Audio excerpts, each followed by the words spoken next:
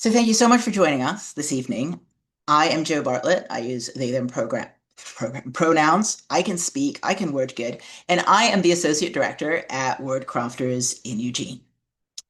For those of you who are new to us, Word Crafters is a literary arts slash creative writing nonprofit organization based in Eugene, Oregon, as the name implies. Our mission is to empower writers by increasing access to community, craft, and inspiration, and breaking down barriers about who gets to call themselves a writer. And to that aim, we offer a plethora of writing shenanigans, including this one tonight. We exist because we believe in the power of story, and tonight in this anthology is a wonderful example of why. So we're here specifically, hopefully you know this, for the Kai Emmons Short Fiction Contest anthology launch. The contest is named in honor of Kai Emmons, a beloved Eugene author and writing instructor, we love Kai, who passed away in 2023 from ALS. Kai wrote imaginative stories exploring deeply human themes and experiences. Her stories often centered strong female protagonists concerned for the environment and delved into grief, loss, and family dynamics. She also had this wonderful ability to blend the extraordinary with the everyday as well. So this contest exists to honor her spirit and celebrate the kinds of writing that she championed, and recognize and support new voices in fiction who engage with the kinds of themes that she did, which all of the stories in the anthology do. So this is, for anybody who hasn't seen it, so this is the beautiful anthology. This is the inaugural year of the anthology. We received 95 submissions from writers across Oregon and Washington. And in case you're curious, here's how the judging process worked. Darylyn Evans, our illustrious executive director, who's waving over there, and I screened all of the stories for eligibility. Then they went on to a team of dedicated volunteer judges, several of whom are here this evening. Thank you very much for your service to words, who read and scored the stories based on a set of criteria, which included originality, creativity, writing quality, emotional impact, characterization, and how well the story's themes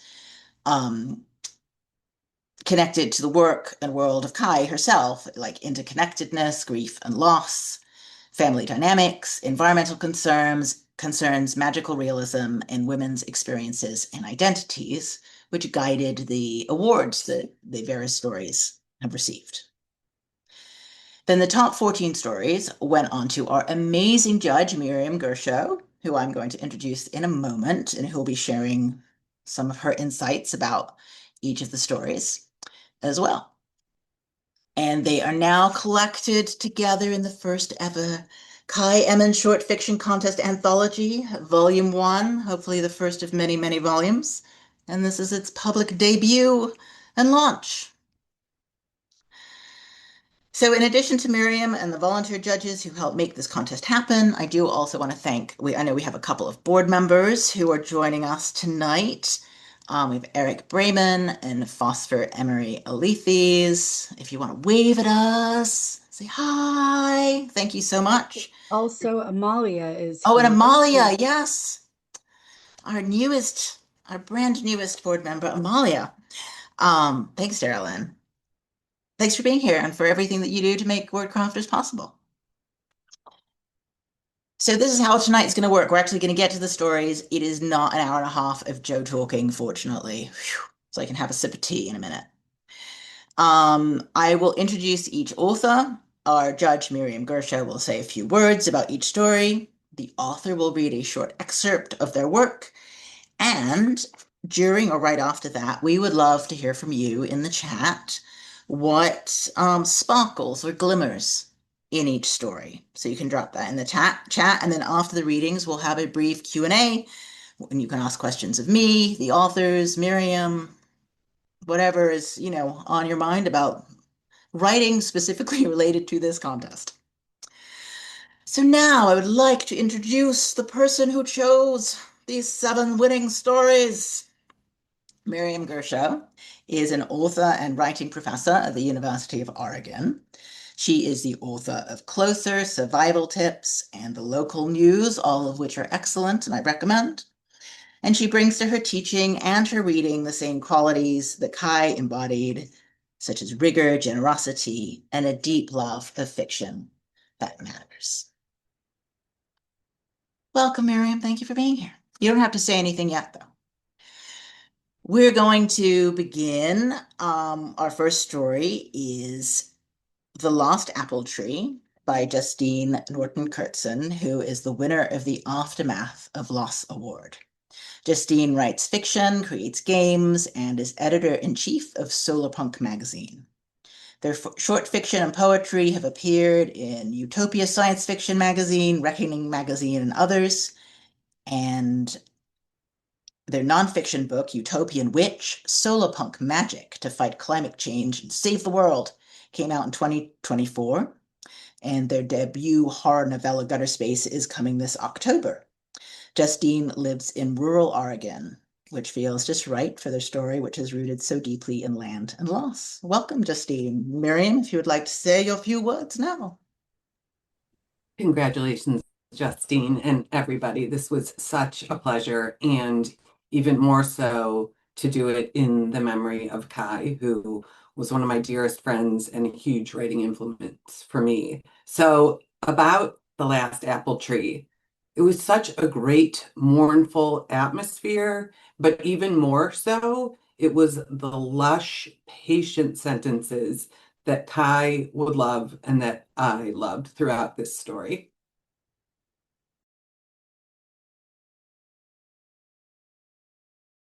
Thank you, Justine. We're ready for your reading. Great, thank you.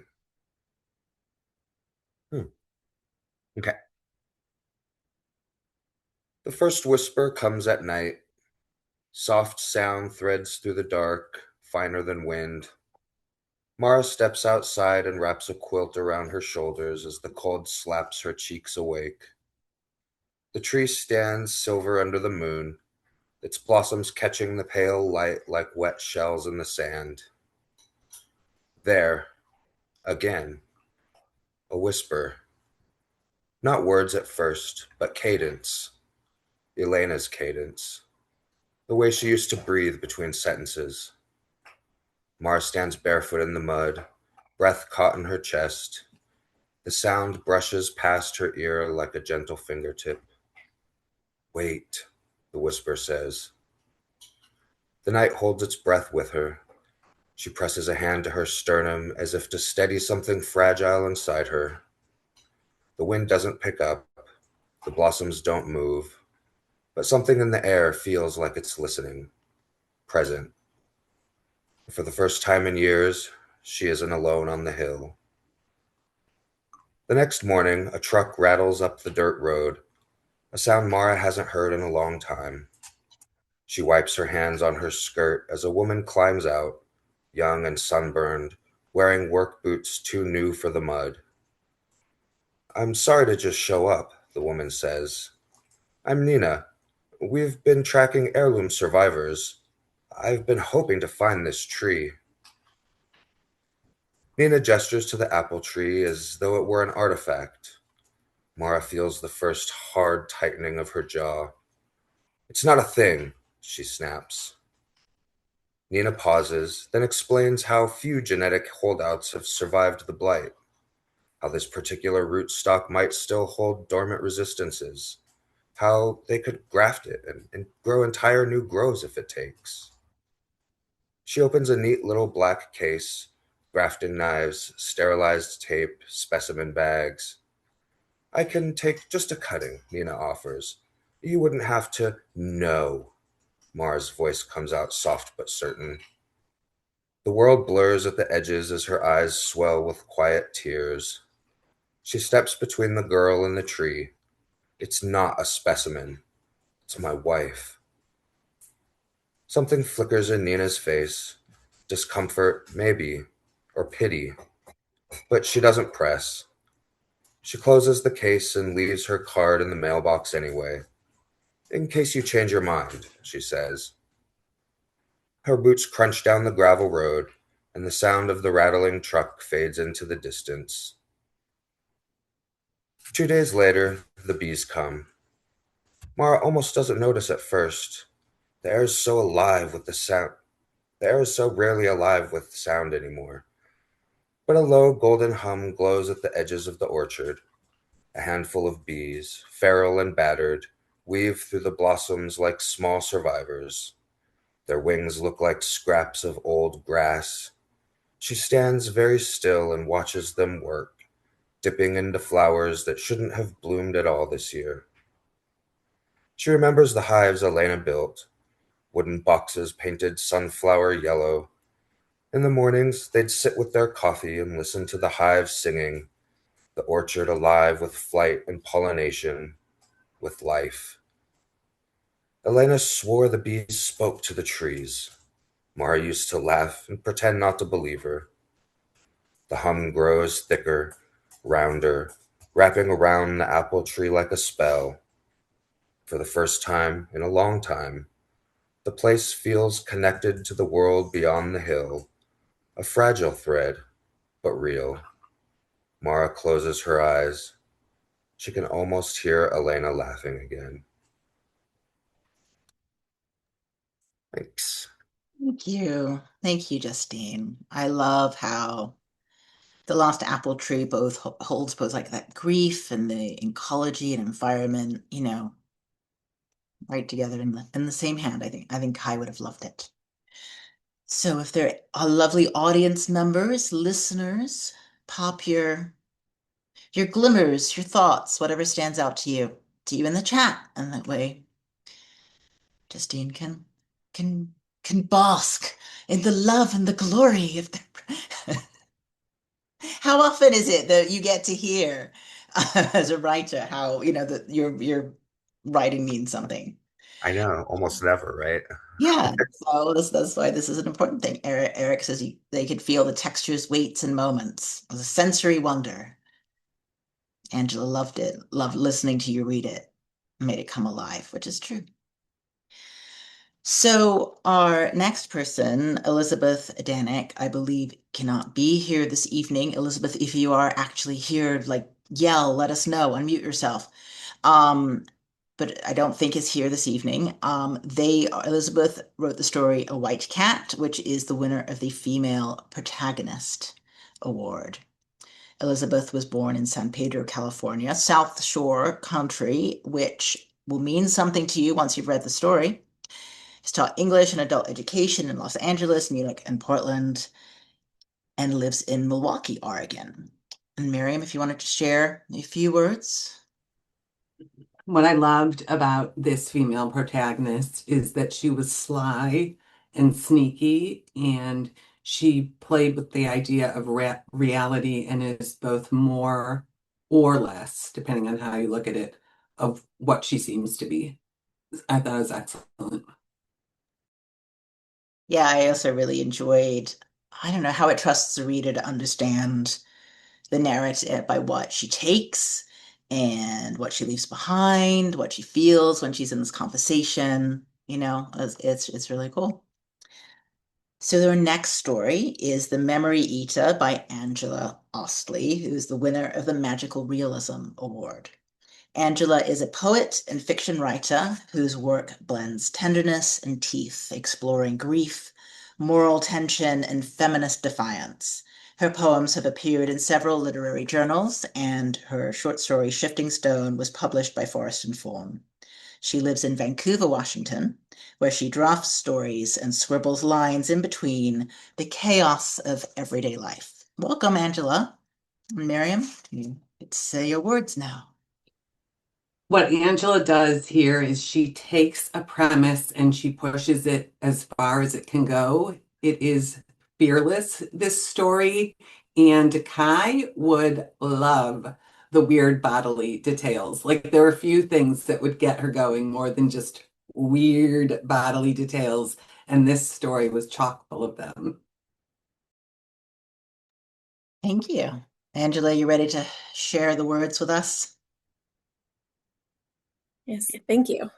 I got my beautiful copy ready to read from. He ate and I gave. Euphoria swirled in as the anguish ran from me like silt down a drain. It spread through my veins, muffled bees in my blood. I soared, the lift, the release in my bones like I had never known, making me dizzy with its lightness. Why had I not done this sooner? How easy to hand these broken pieces of me over. How freeing. Now it was I who wanted more. I chose then to part with the mundane. The giving had become easy, and the memory eater ate it all with abandon. I gave him my job, the hours, days, years spent at a desk, the meaningless work, the drivel, the college assignments, the essays and tests, all that knowledge I wasn't using anyway. Let him have it. I gave him a leisurely hike down an alpine trail in autumn where I had twisted my ankle on a tangled root. Leaves swirling in reds and golds, a grimace and a twinge. A book I had read and thought horribly written. A book I had read and never finished. My taxes, neatly filed. A bee sting on my wrist. I gave him the glitter of a too cold lake I had plunged my feet into. The chill against my skin, my summer laugh. I did not notice that the memories I served up, like delicacies on a platter, were no longer colored with hurt. The way I carved myself like an apple, good flesh going with rotten. I did not notice the flesh purpling around my eyes, the insulation of fat and muscle earned over years thinning out, the bones at my wrists arching high like mountain peaks, my shirt hanging loose from hollowed collarbones. The memory eater reached with sticky fingers. He gnawed on the bones of my life, sucked the marrow from inside, picked it from his teeth. When I had given him every memory I was willing to part with, I asked him to stop. I saw my face reflected in his shining eyes, glossy with repletion. I did not recognize the woman who stared back.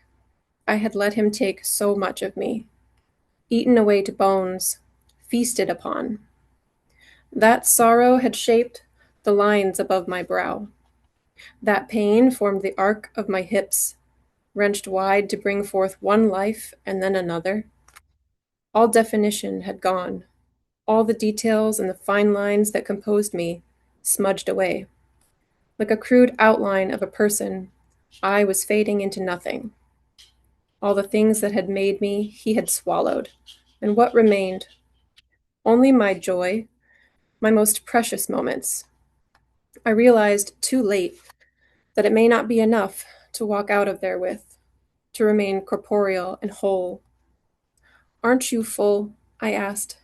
His belly distended, cheeks round, fingers drenched in all he had taken. His movements were slower, less frenzied than before. He licked his lips, tasting. Almost, he purred, but not quite, not before the very best part. He smiled wide, his pointed teeth slick and dripping with the remnants of my life. My belly felt hollow, concave and shriveled inside my weakening bones, carved out like a holiday carcass. Nothing but scraps to be picked clean. Now is the dessert. He rubbed his hands together, eyes gleaming. All that sweetness, those golden honey-dipped delicacies you've been saving. A wicked desire in those dark eyes. Just a taste. Thank you. There's so much I love about that story. Um, so the vivid details, like Miriam said, but also just the exploration of what it means to give up your grief and everything that goes with it. Oh, so what's in your head or heart right now? Just pop that in the chat. Miriam loved the muffled bees in my blood. There is so much detail in that writing.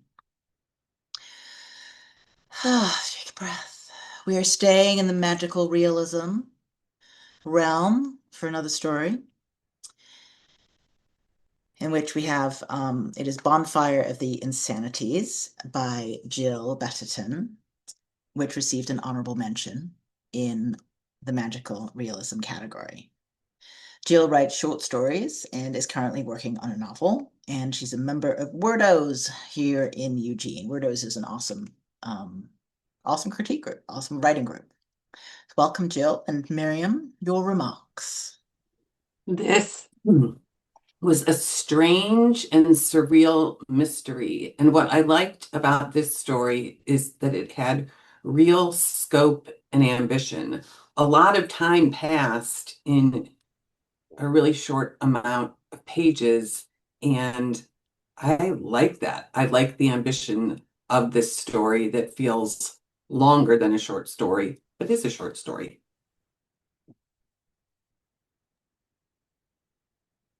Jill, ready to read? Yep. Awesome. Bonfire of the Insanities. When my sister was 14, she swallowed a snake. It was small, and at Oh my first, God, I'm sorry. I'm so sorry to interrupt. I read the wrong one.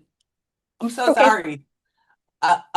Jill, were you like, what are you talking about, Miriam? What do you? well, Yeah, I'm so sorry. it's only a few months. Um, let's back. Are you going to be able to edit this before you post it to YouTube, I Joe? mean, theory, but I mean, I think the bloopers are honestly a lot of fun. Sure. Okay. Huge apologies, Jill. This went all in on its weirdness. And Kai was nothing if not a weird writer. And it had me from go with the brilliant image of a swallowed snake. I'm so sorry, Jill. Okay. All right. Bonfire of the Insanities. When my sister was 14, she swallowed a snake. It was small, and at first it didn't take up much room in her stomach. She still had room for dinner, but not dessert. When our dad grilled steak or her mother baked bread, the snake stirred in her stomach and made her feel sick. Over time, the snake grew bigger, taking up more and more space. It hurled pancakes and bacon out of her stomach and writhed around in protest if she drank too much milk. It stretched its ugly head out of her mouth, screaming for crickets and live mice, none of which my sister could abide.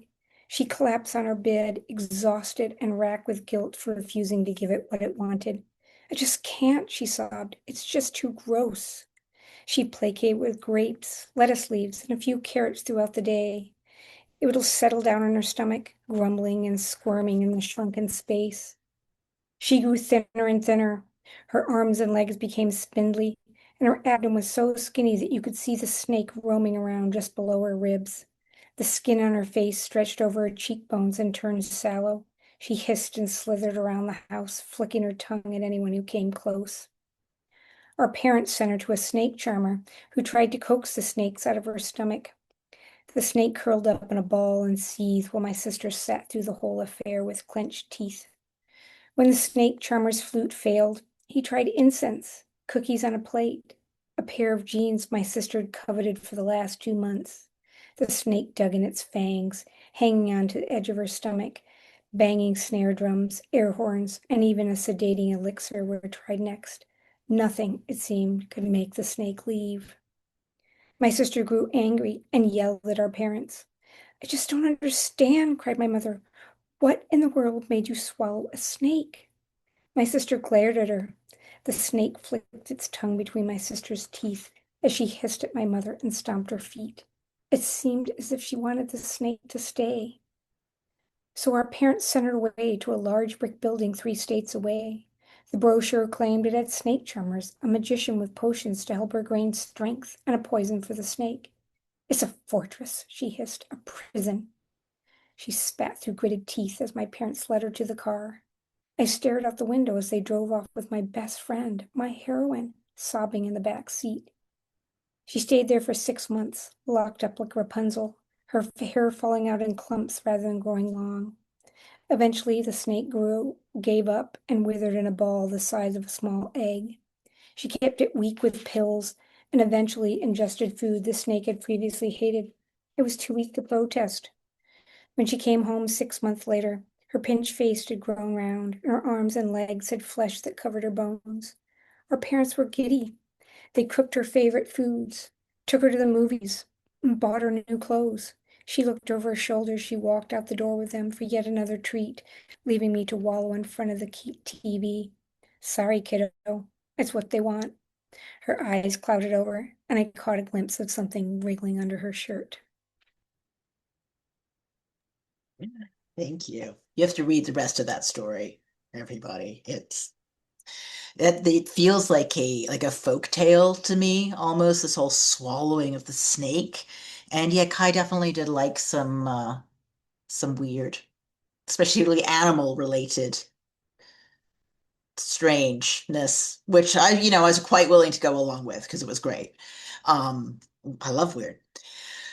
Yeah, Justine says almost folk horror, and Eric loves the sustained metaphor of the snake. That's spooky. It is true. And the imagery of the snake in the stomach is incredible, Angela says. I love hearing you all read your stories aloud and get to see you because I've been working with these stories in just, this text form, which is great, but also it's so lovely to see the authors and, the voice, the person behind the whole thing. Next, we have Fragile by Erin Rednicki. And I'm just going to tell you a short, hopefully short thing that makes me laugh is we also run a youth short story contest called Fiction Fantastic. And last year, I think it was last year or the year before, one of the winning stories was part of the title was Fragile because the joke was that it was a box marked fragile. And ever since now, anytime I see the word fragile, my brain says fragile, fragile. So it's a miracle I didn't say it's fragile. But it's fragile. Erin is the winner of the Family Dynamics Award. She is a fiction writer and book coach based in the Willamette Valley and explores themes of nature and community in her writing. When she isn't writing or reading, you can find her gardening for pollinators in her backyard. So welcome, Erin. And Miriam, over to you. I say this with all the love in my heart is I love an annoying protagonist. And especially one who is insufferable despite herself. She knows herself and she can't help it. With this protagonist, the family dynamics just felt very recognizable and true to me. Thank you. Erin? Just as she had done in her youth, Joanna avoided the deep water, choosing instead to paddle along the edge of a mass of reeds and cattails nearer the shoreline. She wasn't afraid of the deeper water. She just preferred to stay close to shore where life was more easily observed. As a child in her father's boat, she had learned that the middle of the lake may supply the largest fish, but the edges provided the most activity.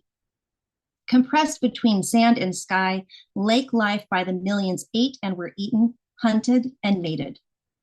She snaked along a winding path of gaps in the tall lake plants. The stiff, tubular grasses rubbed against the inflated polyethylene she sat on, like a herd of tiny trumpeting elephants, announcing her arrival as she pushed through. Joanna grinned at the thought of a line of small pachyderms standing at attention, their trunks raised. Carrie Lynn would like that image, she decided. Well, she corrected herself, would have liked. Her 8-year-old daughter had loved Joanna's fanciful descriptions, until recently. Many things had changed recently, Joanna had noticed. Just like her mom, Carrie Lynn had grown up with an insatiable passion for animals and the environment. Even in preschool, she boldly saved worms stranded on drying sidewalks and transported housebound spiders outside to safety. But lately, suddenly, it seemed Carrie Lynn couldn't care less. Joanna always knew her daughter's interests might change, but now that it had happened, it hurt more than she had expected. Perhaps because it was an identity they had always shared, or because it was the first concrete sign of her child putting distance in their relationship. The first of many, Joanna thought. Or was it something more? Joanna had a nagging fear that she had failed to instill her love of nature deeply enough that it could survive her child's youth.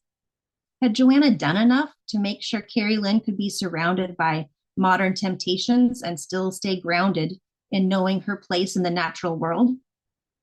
With this worry in mind, she had invited Carrie Lynn to come out on the lake that evening. There's an extra board, and we won't go far, she said, trying to coax without pushing. I usually see some pretty neat things, turtles and stuff. She had shrugged, as if she wasn't desperate for an affirmative response.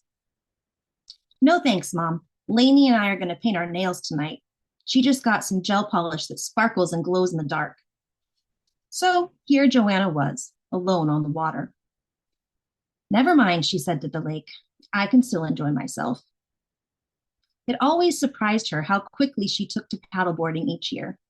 Sure, she felt some muscles more acutely, the little stabilizers in her knees, ankles, the tops of her feet, reminding her that it had been a year.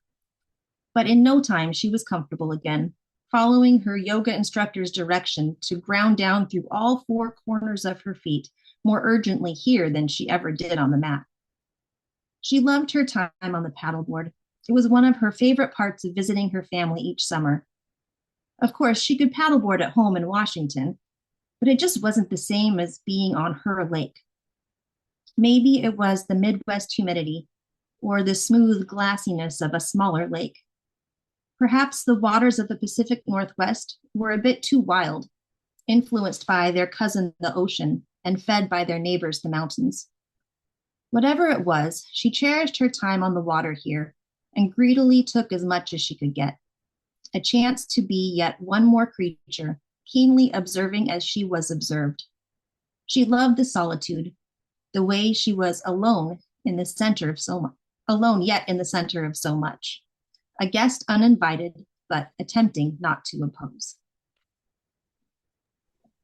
Thank you. Thank you so much for sharing that. I love how she goes paddling to, escape from her family, but of course brings herself along with her. And yeah, there's a lot about the story, especially around parenting and worrying, like, there's a lot that I relate to as a parent. Am I doing it right? Am I imparting all the things that are important to me? And there's all the lush, lovely descriptions of nature and what's going on around her. So, how about you, lovely audience? What came up for you as you are hearing excerpts of these stories? Eric says the way history and context is placed into a moment is beautifully done. Knowledge connects to observations, connects to questions, connects to discoveries, and the changing time captured in the context of place and what led up to the moment. Justine's this beautiful story, and Amalia appreciates the careful way that Joanna invites her daughter, as one must do when our children reach certain ages, and it needs to be carefully. Invitations become quite careful. Oh, and the contrast between the Pacific Northwest and Midwestern lakes. Yeah. We have two more authors to read to you this evening. Our next one is Gas Station Witch by Laura Grange, which received an honorable mention in the Aftermath of Loss Award. In her writing, Laura explores layered female characters, complex relationships, and evolving connections with the natural world. She served as an editor for several literary journals and currently works for a nonfiction book publisher. And I think, if I'm remembering right, just started a new literary journal. Yes? Yay, I remembered something correctly. So she lives in Seattle, Washington.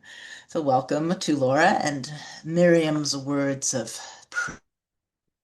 Laura's story's so good. I'm gonna tell you guys twice why I liked it. This should sound very familiar. It's a strange and surreal mystery, and I love the scope and ambition of it, in that it takes place on an extended timeline. Like time passes in this story, which I really liked. All right, Laura, please read to us. Okay. Um, Susan stared down at her husband Charlie's lime green camp sandals, sitting neatly at the edge of the hot spring pool. Steam rose from the water, a slightly eggy smell that she still hadn't gotten used to. It was his idea for them to become volunteer camp hosts at Trinity Hot Springs. They were about halfway through their post-retirement round-the-country road trip when they reached the little campground in eastern Oregon. It was beautiful and well-treed, and he loved soaking in the hot springs, 3 small pools tiered into a hillside. "I'm tired of driving," he said. "Won't it be nice to stay someplace a while?" Despite Charlie's waiting sandals, all 3 hot spring pools were empty. Susan scanned the rocky area surrounding the hot springs, then the tree line. It was early, the rest of the campground still asleep, and the quiet was unnerving. She tried to focus on the water spilling from the top pool to the middle, to the last, to the sound gently flowing down, down, down. When the silver alert went out to every phone in the state, she was mildly amused. She imagined how outraged her husband would be when he saw it, how indignant. Serves him right, she thought, disappearing on me like this. She was less amused when, after a week of searching with no sign of him, they brought in 2 cadaver dogs. She watched as they passed her camper, holding Charlie's little white dog, Norman, tightly to her chest. A thick heaviness like wet cement filled her up, solidifying quickly and so cold. Norman lost it for the both of them. His tiny furry body shook with outrage, his yapping bark loud and agitated. Charlie had found the dog a few weeks into their road trip in Norman, Oklahoma, when they stopped at a Whataburger for lunch. The dog was in the parking lot, his little head shoved into a greasy papered takeout bag, curly tail wagging as he gobbled up cold fries. His long hair was dirty and matted to the skin, his nails so long they curled inward. Charlie snatched up the dog and spent hours in the back of their camper washing, combing, and cutting until he uncovered a skinny, white-haired Maltese mutt. She suggested they take him to a nearby shelter, but was outvoted when her husband insisted Norman get a vote, and he raised a paw for "Stay with us forever." So when they left Norman, Oklahoma, Norman Dog went with them. The cadaver dogs didn't find Charlie, but they did find the decaying body of a hiker reported missing 2 months earlier, and the skeleton of a young girl, the skull smashed to pieces. Eventually, the police officially gave up looking for Charlie and moved his case to some filing cabinet drawer they never opened again. No leads, no evidence, no sign of Charlie. She was told she needed to let go, move on. She wouldn't give up on Charlie, couldn't move on. She extended her stay as camp host indefinitely. Every day, she imagined new potential scenarios, chopping firewood and looking up to see him strolling towards her, his green camp sandals back on his feet where they belonged, as if he'd only been gone a few minutes. Or her phone would ring and she would hear his warm, laughing voice on the other end. "Susie, you'll never believe it, but somehow I ended up in Alaska." At night, she slept on the right side of the bed as she had for 40 years, clutching Norman to her aching chest. He nuzzled his little head into her neck, and sometimes she dampened his fur with tears and snot, and sometimes she didn't. She slept with her back to the vast chill of Charlie's side of the bed, the emptiness where the outline of his body should be. A year passed. She couldn't leave the campground even if she wanted to. Charlie never taught her how to drive the gigantic RV. All she knew how to do was signal from behind the monstrous vehicle. Yes, the brake lights are working. Yes, the turn signals are working. Without Charlie to maintain things, the camper began to break down. The propane ran out, the exhaust fan stopped working, and the decorative trim was peeling off the walls. Susan sat on the bed, looking around her at everything that needed fixing or cleaning or refilling, each chore a wave crashing over her again and again, pulling her under.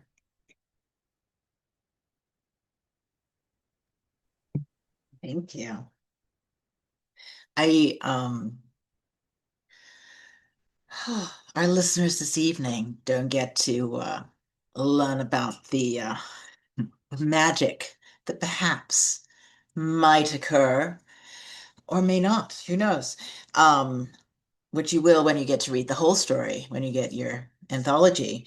But one of the things I really appreciate about this one is the small details that are such an accurate depiction of grief. Like, sleeping in the bed and still sleeping on, your side of the bed and that kind of thing. Just really, yeah, feel it. So, yeah, what grabbed you in the story? Folks, so you can really feel the grief and sadness, the woman, the dog, the continuing thread of the camp sandals. I love Norman, named after Norman. We got Norman, Oklahoma, and then Norman the dog. I love that detail. And Eric says the dog built in as a tool to describe Charlie's character, someone who has a kind heart, ready to save a stray, a giver by nature. And the dog to show as a tool to show the physical expressions of grief through the excerpt is also beautifully utilized. So keep reading your lovely comments in the chat. So we have one final story tonight, which is The Bechtel Protocol by Scott Colley, who is this year's grand prize winner. Woo! And Scott, you just pretend we're all going, woo! Scott Colley has spent most of his life working in forestry and construction and developed his love of writing while living alone and off-grid in Alaska. His interests outside of writing include travel, woodworking, and making a better world than the one we currently occupy. He's lived in Oregon for 25 years. Scott, congratulations again. Miriam, say all the good things. Okay, so the one thing I knew was that the grand prize winner had to be domestic contemporary fiction, because that is what Kai and I wrote and shared together for years and years. So imagine my surprise when it was very clearly the Bechdel Protocol, a story with cryo chambers and interstellar travel. But it takes a huge swing and lands it, while also having two strong female characters and an environmental focus. The last line is wonderful. I'm awed by how much they pulled off in so few pages, and Kai would be too. Well, thank you, Miriam. I'm just going to read the opening of it. The Bechtel Protocol. Sarah awakened slowly from the dream. She liked to log dreams in the notebook by her bed, but her mother was yelling second warning. So she staggered to the bathroom and into the shower before the water could warm. She ran across the frost-covered grass while the sun, cold, peeked over the hills. The school bus was leaving, but stopped as she approached. After wiping cold droplets from the window, Sarah again thought of her dream. The sun, fully up now, gained warmth and color. The dream was fragmenting, but the nuance of it stayed. In it, she was encased in a sleeping chamber aboard a starship. She had just awakened, her eyelids too heavy to open. Her school lessons were completed while she slept, and she knew about the stars, the starship, farming, engineering, and much, much more. She'd been sleeping for so long, and there was still far to go. The dream slipped away. Sarah watched the sun move higher and felt it warming her skin. Alicia awakened slowly, her eyelids heavy. The cryosleep chamber hissed away its pressure. Alicia, get up. Activity time. Alicia ran on the treadmill, did a yoga routine, and a variety of other exercises. Fanny? A younger Alicia had been allowed to name the ship's computer, and Fanny had seemed like a funny name for the AI. Yes, Alicia. I dreamt I was on Earth. You dream that often. Do I? Hard to remember other dreams. She woke every 6 days for exercise, every 10 days for comprehension testing, and every... Fanny, how long have we been underway? 134.641 years, Alicia. How long to go? 104.234 years. Alicia pulled the resistance bands. The sun was coming over some hills, bright but cold. Frozen grass made a strange noise as I ran over it. I got in a yellow transit vehicle with white plumes of exhaust. The sun moved higher and warmed as we moved. I felt it on my face, Fanny. An interesting dream, Alicia. Very earth-sounding. Time for your chamber. The pod top hissed closed. Its air mix immediately made her sleepy. Fanny? Yes, Alicia. Will I ever feel the sun on my face? She fell asleep without hearing the answer. Thank you. I do love a good dream slash time travel slash space exploration slash climate catastrophe slash math genius story. Personally, like you, but there's like so much that is somehow successfully going on in there together. It's amazing. Um, yeah, lovely listeners, for your thoughts in the chat. What stood out for you? What little glimmers or sparkles that you're like, "Ooh, that's cool." Eric loves Fanny is the name for the AI. They say that's a hilarious AI name. I love the idea of an AI just kind of like keeping me on track all the time. This kindly, you know, do this now, Joe, do that now. Just like, okay, fine. Well, thank you. Yes, and the parallel dreams and the setup. People are loving your story. Keep putting them in there. Um, and then, because after this, we're going to move on to our Q&A. But I do want to take a moment, just a moment before we do that, that we just heard 6 of our 7 stories read aloud by the people who wrote them, which is, that is such a wonderful thing. Thank you, all of you, for being here, but also thank you, each of these writers, each of our lovely writers, for trusting us with their work, and then for showing up tonight to share it with everybody. I really appreciate that. So we have some time now where you, well, including your fellow authors, can also ask questions of you, I suppose. It's a Q&A free-for-all.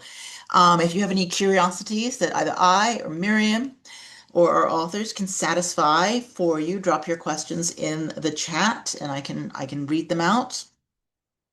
Or if you feel the urge to say them yourself, you can raise your hand and then I can call on you and you can unmute yourself. But I can start us off with some questions.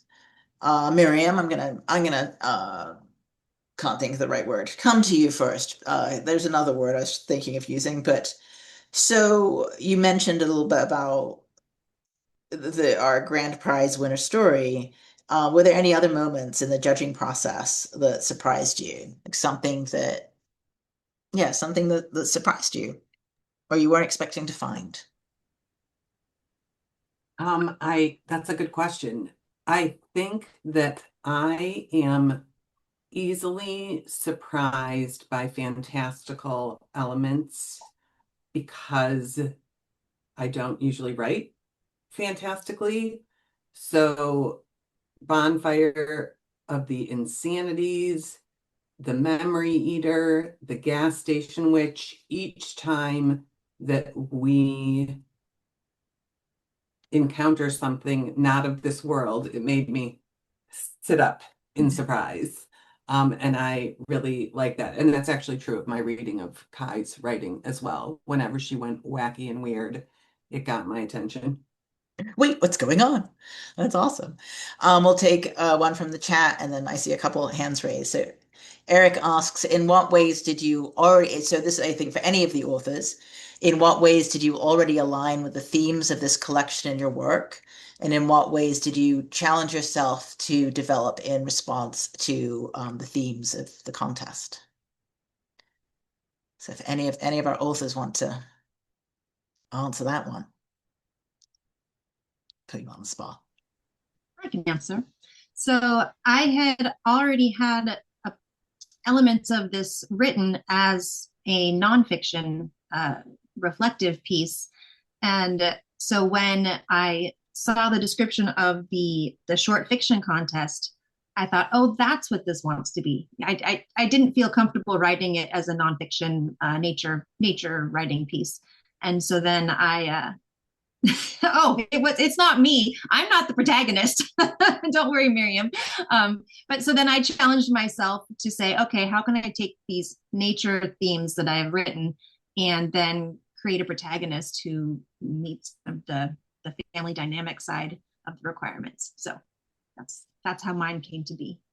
That's cool. I love that. I'm an auto fiction fan myself, so I like writing about not Joe, but not Joe adjacent. So completely different person. It makes it much easier. Um, Amalia, you want to ask your question? I think you can unmute yourself, hopefully. Just keep pressing all the buttons.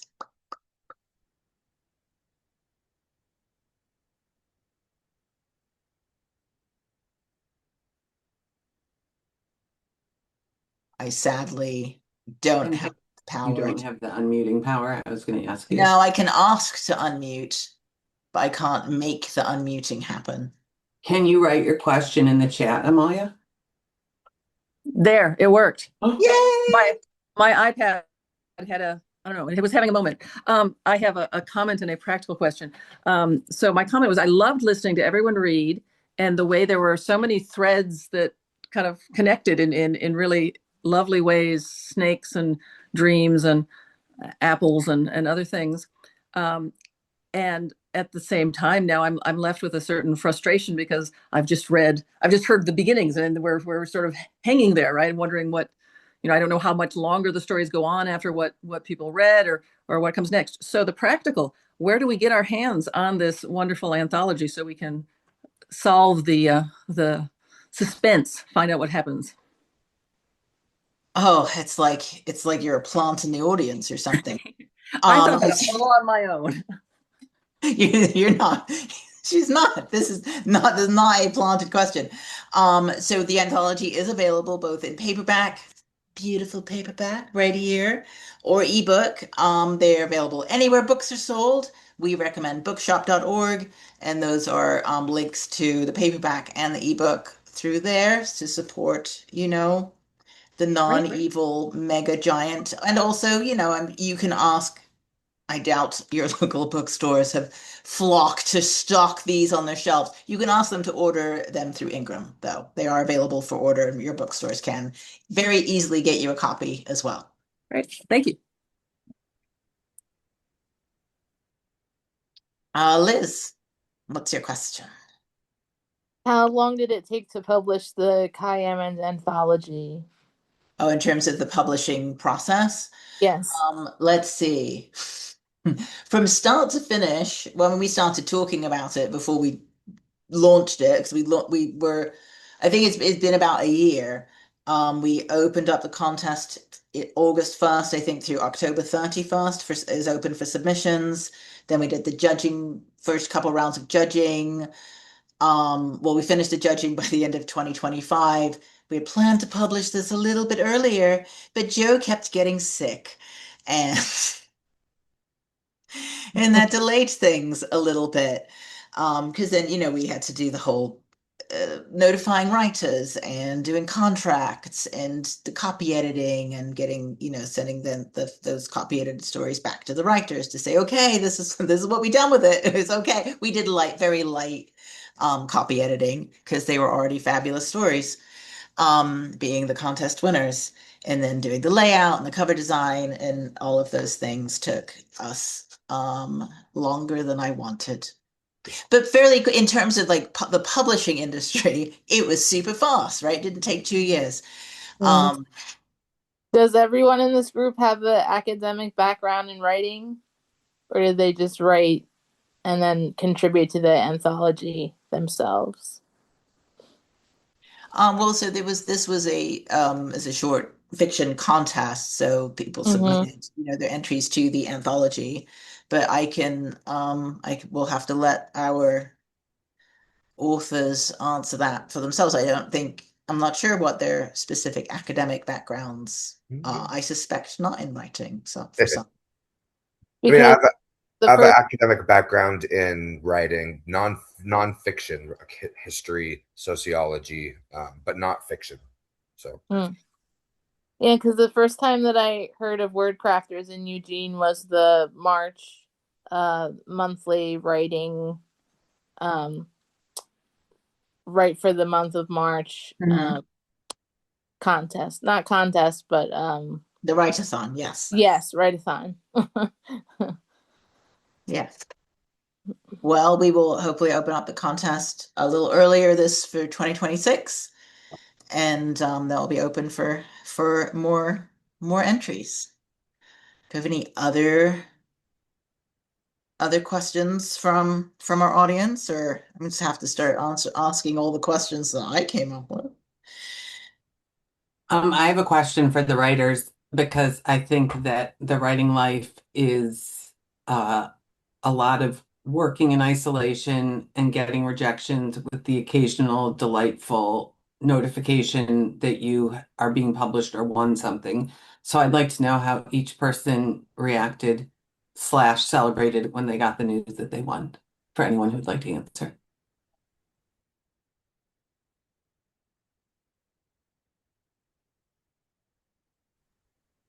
I'll go. I was quite delighted and surprised.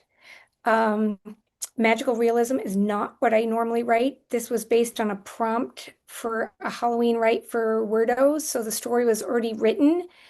And I just edited it, sent it off, and thought, what the heck?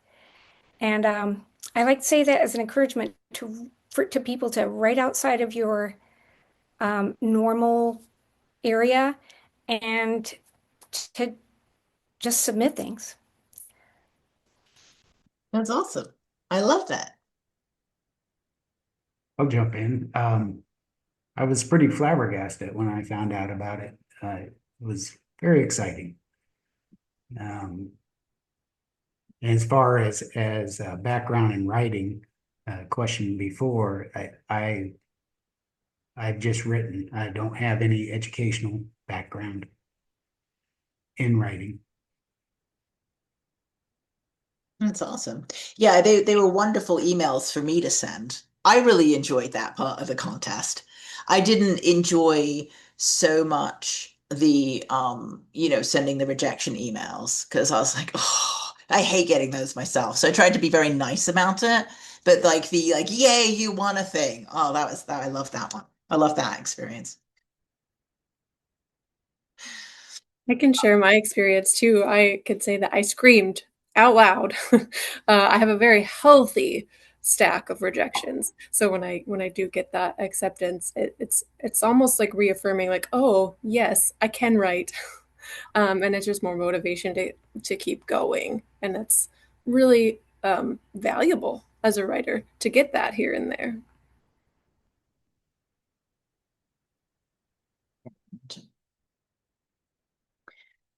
Eric has a question that says, this collection is one of the steps in honoring the legacy of Kai Emmons. In what ways do you consider and honor the writers who help build and expand the genres you now explore? For any of our writers that want to take that one. I mean, this is a pretty deep question. I'm not sure if I would have an answer to that one. Like, oh, I don't know. I just try to write good stuff. No, don't worry. It's not sorry. You can ask deep questions. You had lovely, deep thoughts for each of the writers. So, that's fine.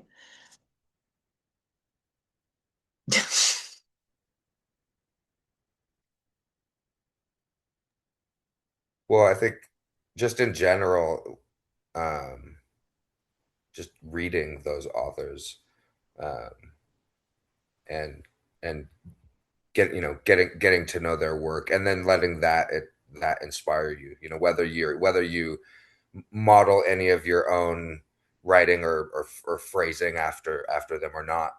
Um, just immersing yourself in their work and letting that inspire you, I think honors them.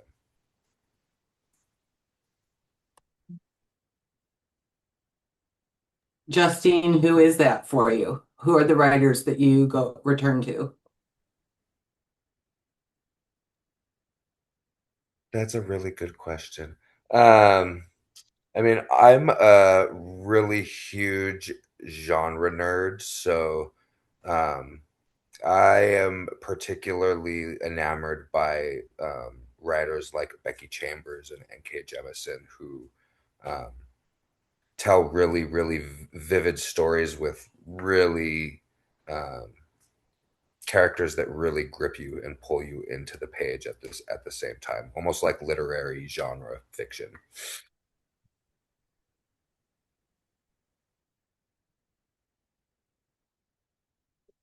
As a writer of autofiction myself, and I'm in an MFA program, so I have to write my creative thesis this coming year, which would be kind of a bit around about that. Is I'm really curious how much of each of these stories is based on lived experience. Probably not Scott so much in terms of, being a math genius and figuring out everything, space travel. But even so, like I just even there, there are certainly some of these stories, they just feel like there is a certain amount of lived experience in them. So if you would indulge me, I'm curious. I can do this one. A lot of it is from lived experience. I'm the person that stands behind the RV and says the lights are working. And part of the story was realizing that if my husband disappeared or died, I would be stuck at the campground forever because I didn't know how to drive the thing. So that was kind of inspiration for it. And then the dog, Norman, was based off a foster dog I had at the time, whose name was Eugene, as I mentioned, but I felt like I needed to change it submitting to this contest because it just seemed a little bit too on the nose there. So he became Norman. I felt like Norman and Eugene were very similar styles of names. He was adopted, so yay, but I'll miss him. Oh, that's yeah, there were some details. Sometimes those details for me when I see some of those really I don't know, just those details in writing, I kind of go, I wonder if that's, I don't know, I suppose based on imagination, but still that kind of lived experience or those, wonderings and thoughts that we have as we're going through life.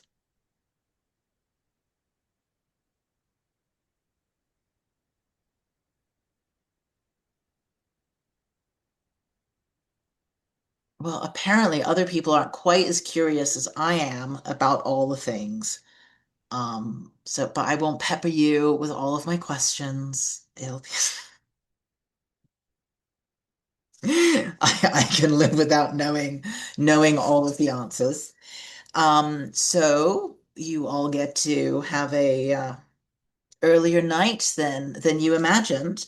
But I do want to close by saying thank you to Miriam for being our grand mega final wonderful contest judge and being able to channel what Kai would have liked. It's like that's no small feat, right? You're like, would Kai love this story? But that's really a guiding inspiration for this contest. What would Kai love? What stories would Kai love to be out there in the world? To all our volunteers, our volunteer judges, and certainly to our authors, Elizabeth, Justine, Angela, Jill, Erin, Laura, and Scott. Thank you for writing these stories and for entering them and being brave and courageous and entering them into our scary contest. And then also for reading them with us this evening. Kai would have loved every one of them. And I believe, because I believe in the woo, that her spirit is here with us and is celebrating as well.